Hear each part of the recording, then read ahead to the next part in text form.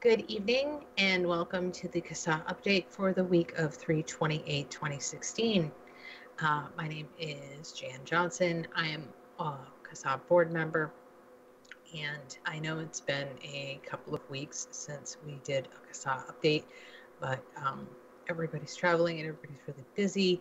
So I'm going to do my best to fill in, and I'm sure it won't be as good as what Alex does, and I'm really sorry about that. There are two things we haven't put a call to action out for yet. Highland Park, New Jersey. City Council will be considering an ordinance that would require any retailer who sells vapor products to acquire an electronic smoking device license. The annual fee is, $1,200 and will likely lead to convenience stores and other small retailers who might not make a whole lot of money selling e-cigarettes to stop selling vapor products. There is a public hearing and a final vote on the ordinance that will be held Tuesday, April 5th at 7 p.m. at Bordeaux Hall, located at 221 South 5th Avenue. And here is the story link for that for the chat. I'm sorry, I have to put that in chat for people who want to see it. Okay. And the second thing we haven't done a call to action for yet, North Dakota, tobacco tax hike ballot measure, which would include enacting a tax on vapor products. As far as I know, this is still in the process of actually becoming an item on the ballot. Alex said that he is personally officially tired of reading, quote, liquid nicotine, unquote. This would raise the other tobacco tax from 28 to 56%. That is a really big jump. I'm not a numbers person, so I'm not going to do that number crunching for you, but that's a really big jump. Current call to actions. Vermont. All 250 people in Vermont should send emails and make phone calls. The other 750 people in the state are depending on them for, hang on. Wow, I didn't read that as written.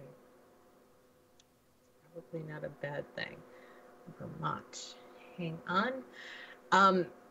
I've got to admit, I find it really interesting the way that the call to actions are set up on the CASAA website. It's really great. They have a little map you can click on. And okay, what was just a few days ago an amendment to a larger tax bill in Vermont has now become a standalone bill upon being rejected by the House. H879 would subject vapor products to Vermont's 92% wholesale sale tax on other tobacco products. The bill is scheduled for a hearing on Wednesday, March 30th at 8:45 p.m. on the Committees on Ways and Means, 115 State Street, Room 34, Montpelier, Vermont. If you don't plan to speak or go, please take a moment to send an email to your legislators telling them that this is wrong and it's not doing them any good. It's not really going to help them any. Yeah. And the reason it's not going to help them any, I'll get there in a second. Yeah.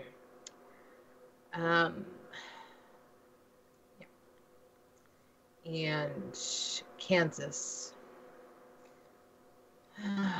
Kansas is, the Kansas House just passed SB 63 with a vote of 108 to 17. This bill includes a 6-month delay in the e-cigarette tax, making the new implementation date January 2017. The bill will now go to the Senate side, where it will either be placed in a conference committee or voted on the Senate floor. And in the following days and hours, if you want to keep updated, here's a link you can check out, because this Facebook group is very, very good. The Kansas Vapers Association is very good about keeping people up to date on what's going on, so check them out on Facebook, and thanks to them for being so on top of everything. And I was saying about how tobacco taxes are kind of a loser for these governments. Well, tobacco taxes, e-cigarette taxes, they're all kind of a loser because they're punitive taxes on people's behavior. That never works out well because most people don't like to be told what to do, but it's also kind of ridiculous when they overestimate the amount of money they're going to make. This is from the Daily Caller. Local lawmakers left red-faced after failure of e-cigarette tax. A county's experiment in e-cigarette taxes has resulted in a massive failure, with the amount of money the council expected to raise falling short by 75 to 80%. Maryland's Montgomery Council passed a 30% tax on the wholesale price of e-cigarettes in May 2015. Quote, "I'm very proud that Montgomery County is in the forefront of national policy in this area," said the bill's chief sponsor and council member Tom Hucker. The council expected to collect a cool $1.5 million to $2.5 million per year. Hucker made several wild claims in support of the bill on Twitter, arguing not taxing e-cigarettes was the equivalent to subsidizing them and that a tax would provide much-needed revenue for schools.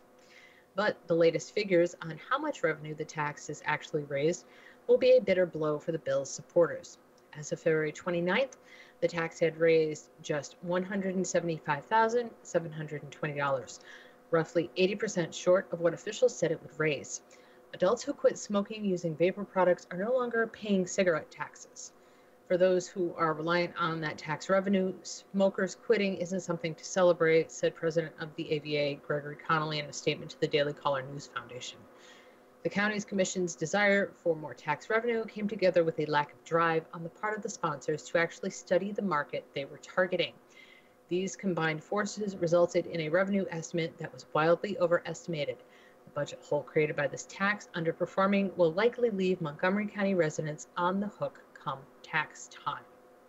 The number of states that considered levying an e-cigarette tax exploded in 2015.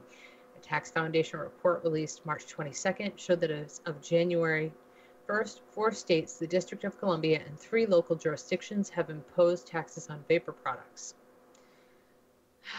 So, I mean, that's pretty much a guaranteed not going to work out the way they hoped it would work out. And it proves to me that they don't understand not only the market, but they don't understand the product itself or how it works or people who use it. And they just think tax is a one-size-fits-all thing and that it will solve every problem if they just increase the taxes or raise the smoking age to 21, smoking, vaping, other tobacco product age. It's all kind of a mishmash and it's all kind of not working, but they're reading from the same playbook over and over again. I think, was it George Washington, or it was a very famous author, I believe, who said that it's attributed to Albert Einstein, and I don't think that I can prove that, but it's been said that he said the definition of insanity is doing the same thing over and over again and expecting different results. That's what the legislators are doing. So thanks to CASAA for writing about 1 billion calls to action this month. So far in February, there have been 17 of them. That's a whole lot.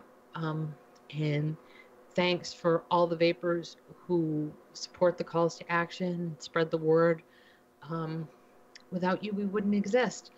So thanks for everything that you do for us. And I think that's it for this week. Have a great night, and we'll talk to you next week with Alex, who I'm sure will do a much better job than I did. Night.